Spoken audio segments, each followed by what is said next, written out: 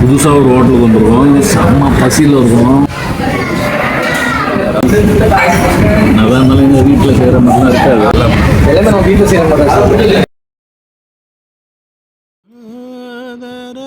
Welcome to doctor Kapil blogs. 4 மணிக்கு போனாலும் சுட சுட மீன் குழம்பு தரீங்களா? அது வேற எங்கேயும் இல்லைங்க, நம்ம சிதம்பரம் டு சீர்காழி பைபாஸ்ல இருக்க ஆசை தம்பி உணவகம்ல தாங்க. நானும் கூல்டாடியும் 12:30 ஷோக்கு போயிட்டு 3:30க்கு படம் முடிஞ்சு செம்ம பசியில இருந்தோங்க. இங்க வந்து பார்த்தா அல்ல சாப்பாடு குறையாம வந்தவங்க எல்லாருக்கும் அள்ளி அள்ளி கொடுத்தாங்க.